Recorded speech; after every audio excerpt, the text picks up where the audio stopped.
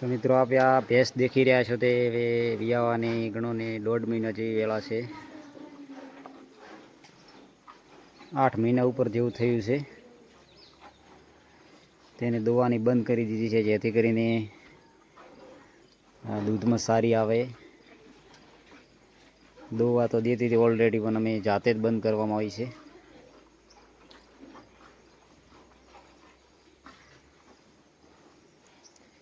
એનું કન્ડિશન તમે જોઈ રહ્યા છો બની ઘાટ।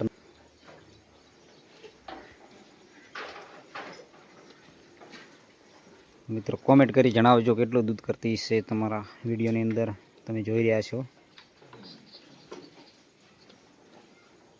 તમારા અંદાજે કેટલું દૂધ કરતી છે એમ।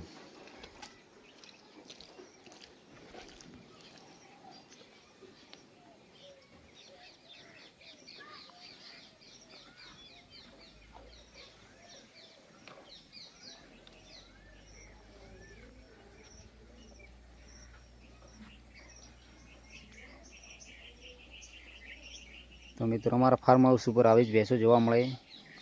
બાકી ફોકડા રાખતા નથી અમે। ફોકડા રાખે તો નુકસાનમાં જ પશુપાલક મિત્રો આવી જ જાય છે 100%। તો અમે અખતરો કરેલો છે અગાઉ।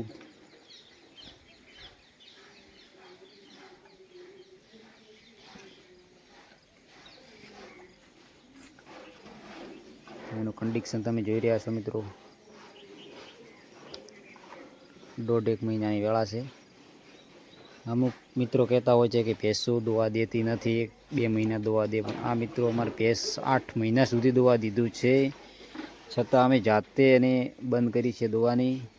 કારણ કે એને વિયાવાની હવે 1.5 મહિના જેવી ટાઈમ ખૂટે છે, જેથી કરીને દૂધમાં સારી ના આવે એના લીધે અમે જાતે જ બંધ કરવામાં આવી છે। બાકી કોઈ એમ કહેતા હોય કે ભેંસોમાં નુકસાન છે એ વાત ખોટી છે। તમે જોઈ રહ્યા છો પ્રૂફ અમારું જાતે જ અમારા ઘરની ભેંસ છે આ રહ્યા। એટલે કોઈ એમ કહેતા હોય તો એ ખુદ ખોટું જ છે કે ભેંસોમાં નુકસાન છે। ભેંસોમાં શંકર ગાય કરતાં ભેંસોમાં વધુ નફો છે, એ તો અમે ટ્રાય કરેલો છે। ફેન્ટ વધુ આવે છે આ ભેંસના, અને દૂધ પણ તેનું સારું જ છે, અને દવા પણ સારી દે છે। 8 મહિના દવા દે અમે જાતે બંધ કરી છે, એટલે કોઈ પ્રકારનું નુકસાન નથી।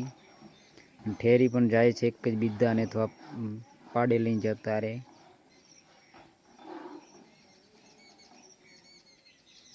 મેન વસ્તુ મિત્રો એને ખોરાક સારો આપવો, વિકાસવાળો, જેથી કરીને કોઈ પ્રોબ્લેમ આવે નહીં।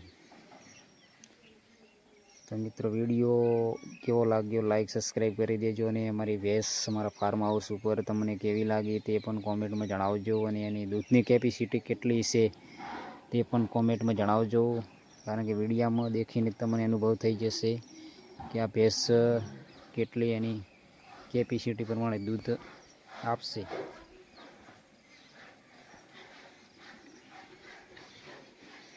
તો જય શ્રી કૃષ્ણ મિત્રો। જય શ્રી કૃષ્ણ મિત્રો, કેમ છો? મારો વિડીયો કેવો લાગ્યો લાઈક અને સબસ્ક્રાઈબ કરી દેજો, અને આવી ભેંસો તબેલાની અંદર રાખો જેથી કરી નુકસાની ન થાય। જય માતાજી।